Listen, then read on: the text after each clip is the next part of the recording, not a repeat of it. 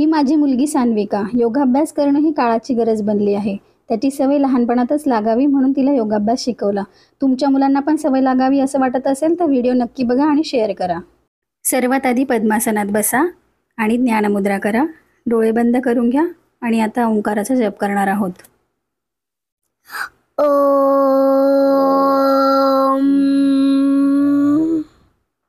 पुन्हा एक दीर्घ श्वास घ्या आणि ओंकार म्हणा. ओम.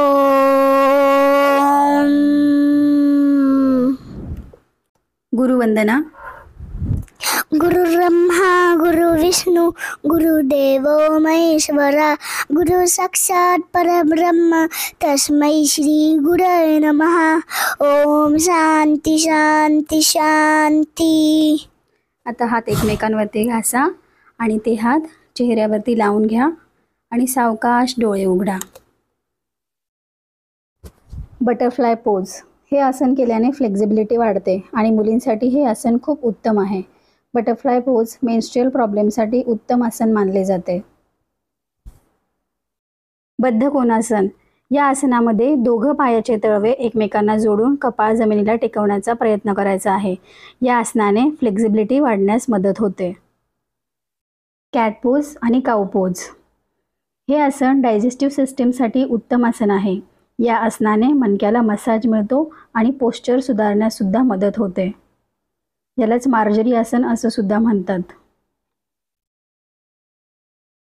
शशांक आसन. यालाच बालासन किंवा चाइल्ड पोज असंही म्हणतात. या आसनाने पाठीला आणि मानेला आराम मिळतो आणि स्ट्रेस रिलीज होण्यास मदत होते. भुजंगासन.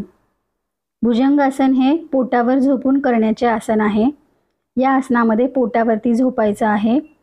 दोन्ही पायाचे तळवे एकमेकांना जोडून घ्यायचे आहे आणि हात सरळ करत आपल्याला पाठीच्या पुढचा भाग पूर्णपणे वरती उचलायचा आहे आणि भुजंग म्हणजे सापाप्रमाणे आपल्याला वरती बघायचं आहे.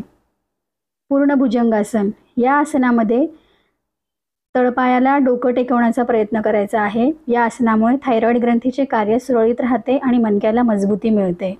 धनुरासन. हे आसन पोटावर झोपून केल्याने आतड्याचे आरोग्य चांगले राहते.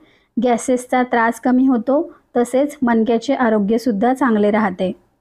या आसनात पोटावर झोपून हाताने पायाचे तळवे पकडण्याचा प्रयत्न करायचा आहे आणि जास्तीत जास्त शरीर हे वरती खेचून घेण्याचा प्रयत्न करायचा आहे. नौकासन किंवा यालाच बोट पोज असं सुद्धा म्हणतात. शरीराचा बॅलन्स चांगला राहण्यासाठी या आसनाची मदत होते. तसेच पोटाचे विकार कमी करण्यासाठी सुद्धा या आसनाचा उपयोग होतो. स्टँडिंग स्ट्रेचिंग आसन करूया. ताडासन. ताडासन हे एक स्टँडिंग स्ट्रेचिंग आसन आहे. ताडासन सर्व लहान मुलांनी केले पाहिजे.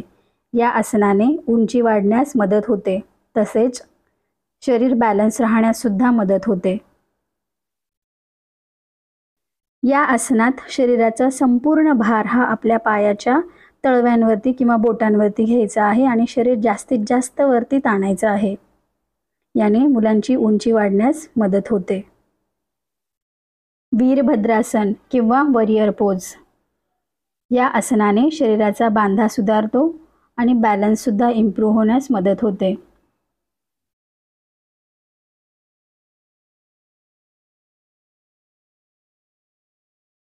त्रिकोणासन.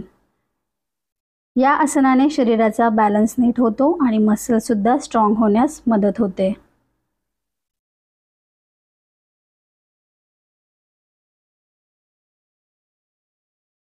वृक्षासन किंवा ट्री पोज.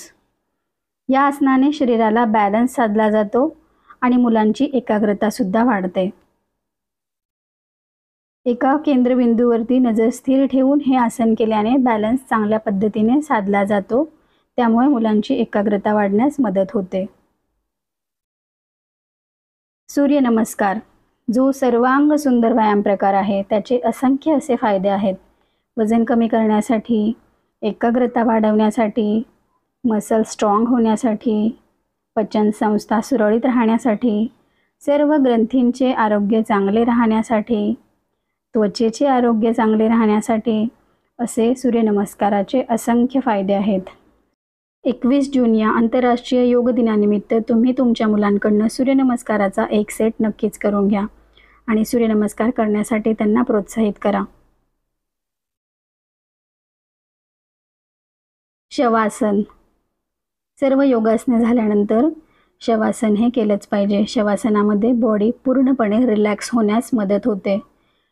योगासनं केल्याने आलेला थकवा शवासनाने पूर्णपणे निघून जातो.